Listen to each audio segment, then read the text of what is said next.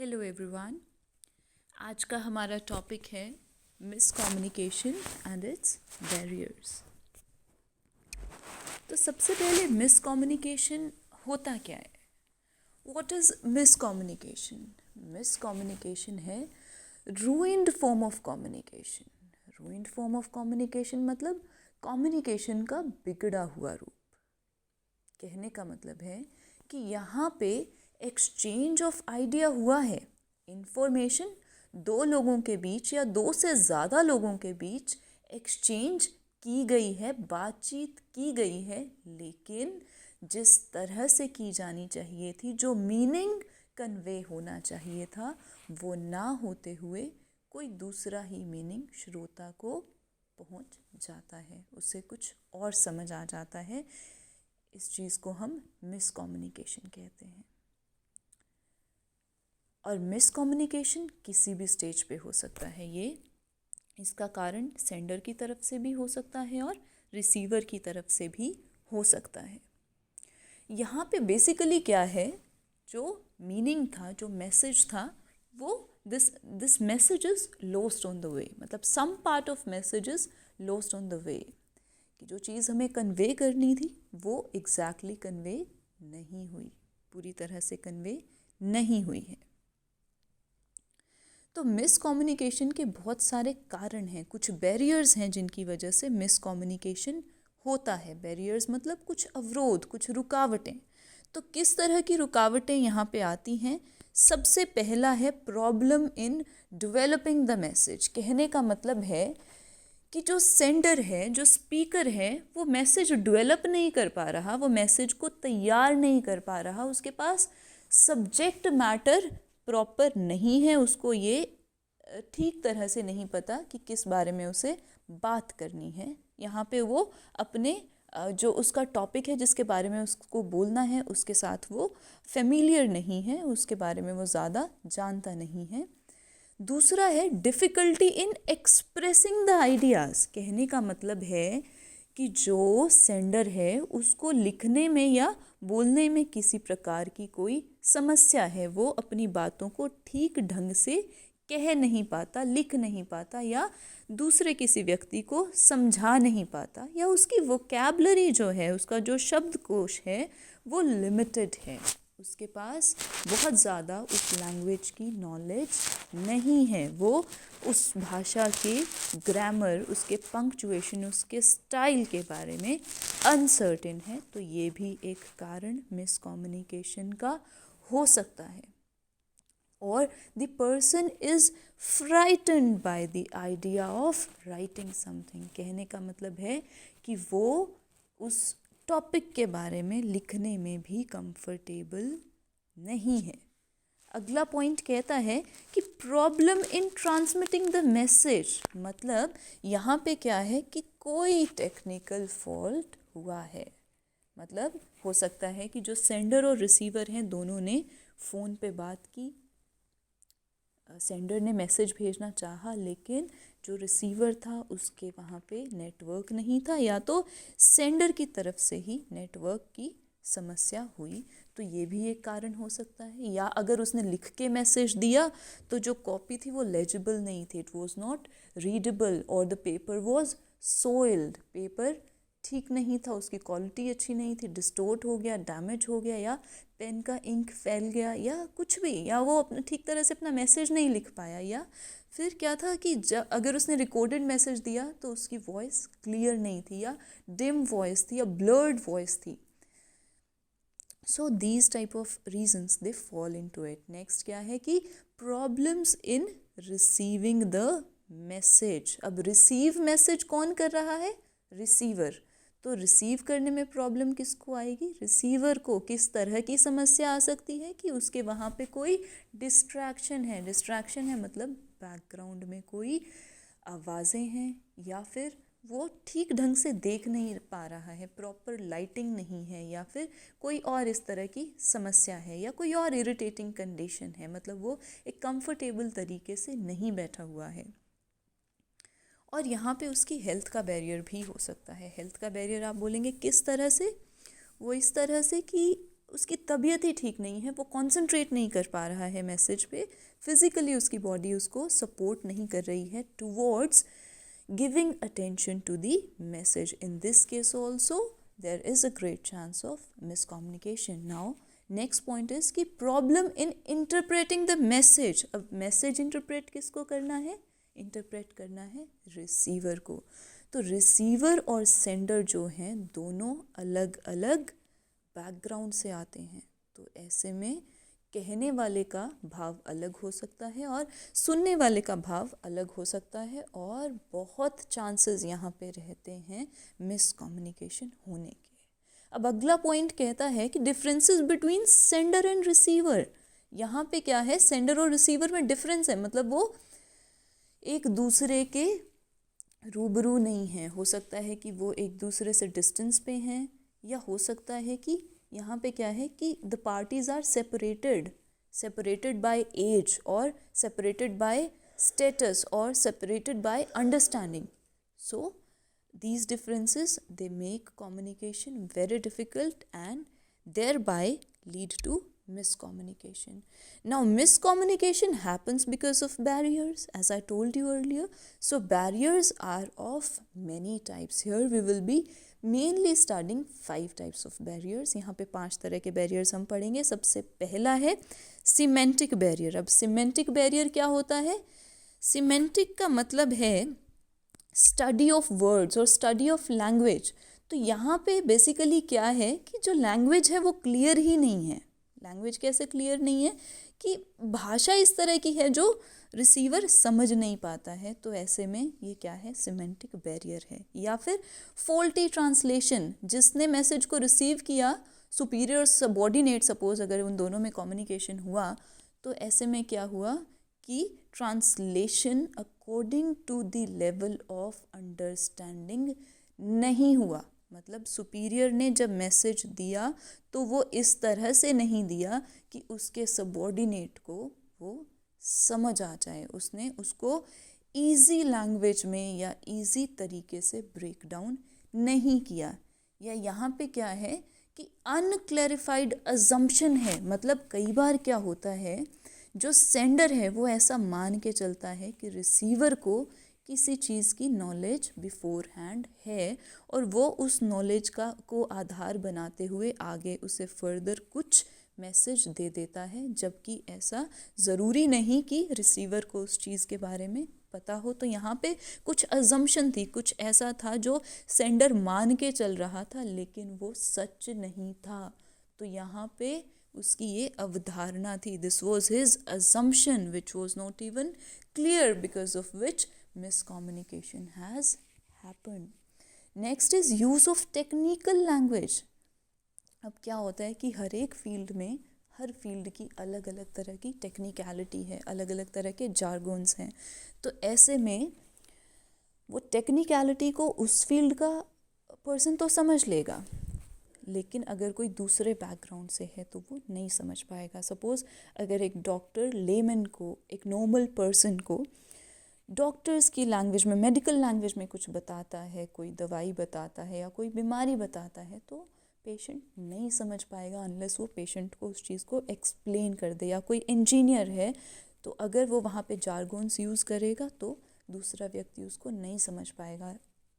कहने का मतलब है कि अगर आप फील्ड स्पेसिफिक लैंग्वेज यूज़ करते हैं तो it is not easy for the other person to understand, and this might lead to miscommunication. Now the next point here is organizational barrier. Now what is organizational barrier? As we know, जैसा हमें पता है कि organisation जो है वहाँ पे बहुत सारा एक बड़ा सा स्ट्रक्चर है. स्ट्रक्चर है मतलब लेवल्स हैं. लेवल्स कैसे हैं कि टॉप लेवल है, मिडिल लेवल है, शॉप फ्लोर लेवल है, या उसको हम बोलेंगे कि ग्राउंड लेवल है. तो वहाँ पे क्या है, जब कोई पॉलिसीज़ इंटरप्रेट होती हैं, जब कोई मैसेज सबऑर्डिनेट्स तक जाता है टॉप डाउन अप्रोच में या बॉटम अप अप्रोच में, तो ऐसे में क्या होता है, वो मैसेज क्लियर नहीं होता है. सबसे पहले तो हो सकता है कि ऑर्गेनाइजेशन की पॉलिसी ऐसी है जिसमें कि क्या होता है कि organizational policy determine the relationship among all the person working in the enterprise. जो पॉलिसी है उसके आधार पे लोगों के बीच में रिलेशनशिप्स होगी जैसा कि for example it can be the policy of organization that communication will be in written form.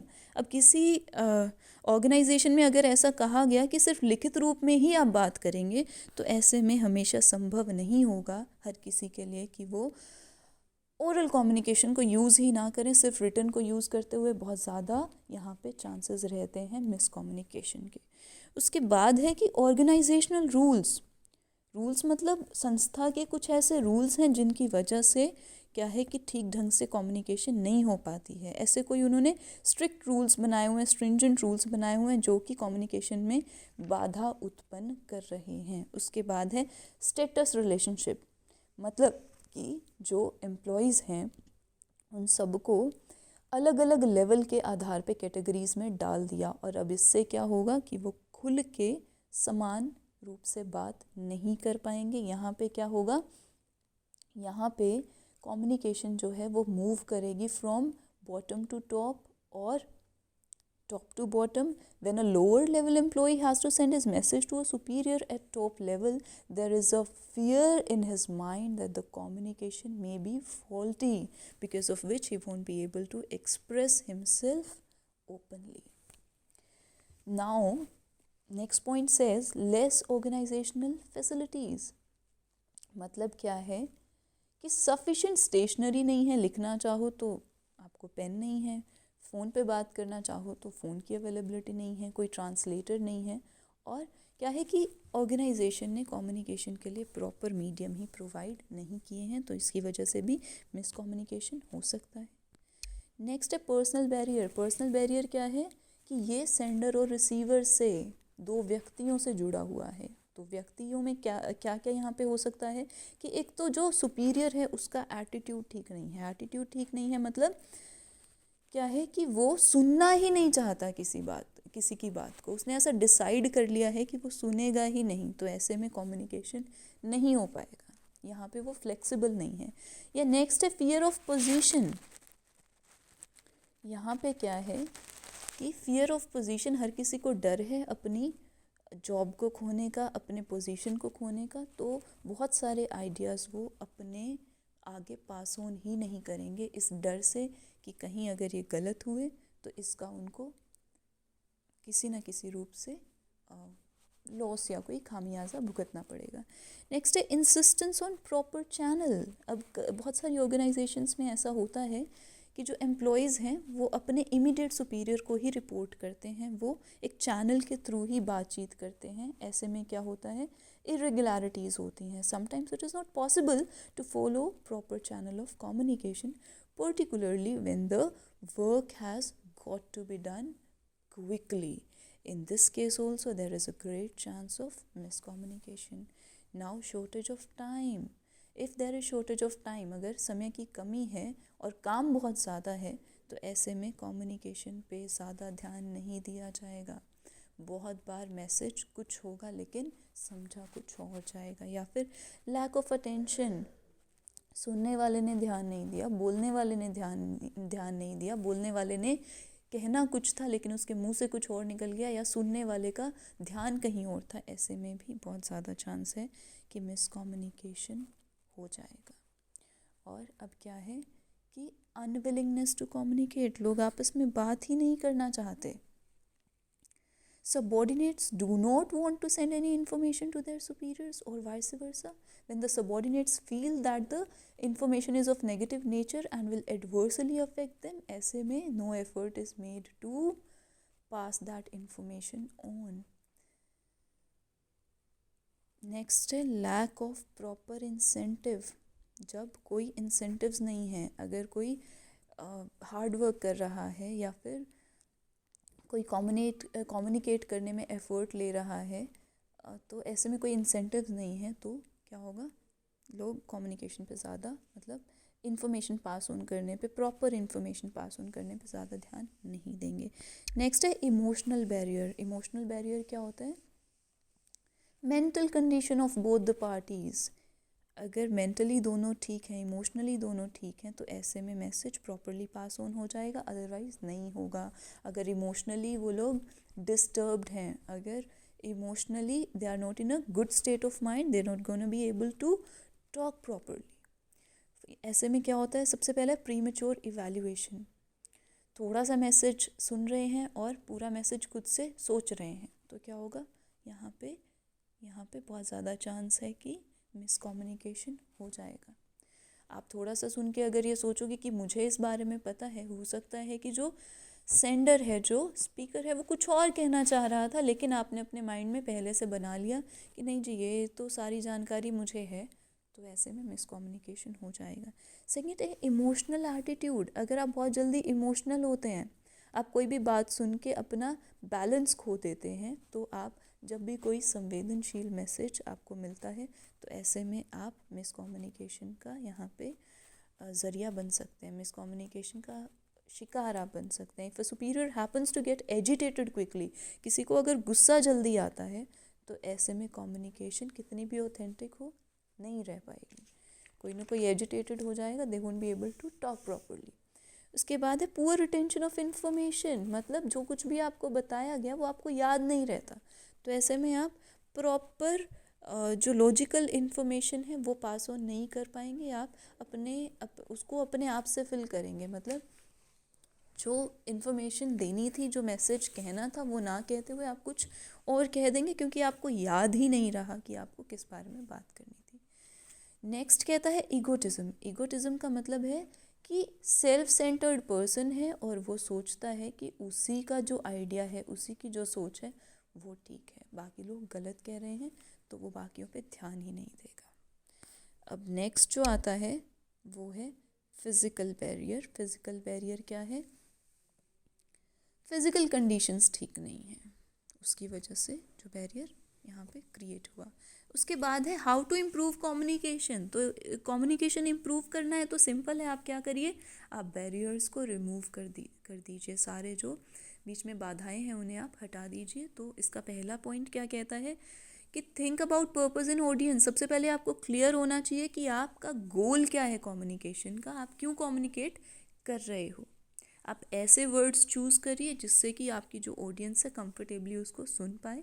उसके बाद tell the audience what you expect. आप अपने ऑडियंस को पहले से बता के रखो कि आप उनसे कैसा रिएक्शन चाहते हो। आप चाहते हो वो बीच में बात करें या नहीं करें, आप चाहते हो कि वो अटेंटिवली आपको सुने, तो आप उन्हें ऐसा कन्वे करिए।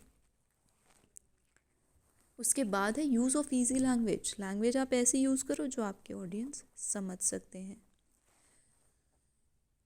लैंग्वेज का पर्पज़ ही है कि आप अपने आइडियाज़ को दूसरे तक रख पाएँ। अगर आप वहाँ पे शो ऑफ करते हैं, अगर आप वहाँ पे अपना नॉलेज का शो ऑफ करते हैं, तो कई बार जो आपकी ऑडियंस है वो आपके जितनी एफिशिएंट नहीं होती है और वो आपकी बातें नहीं समझ पाएगी। नेक्स्ट है stick to the point, keep very precise whatever you want to say. आप उसको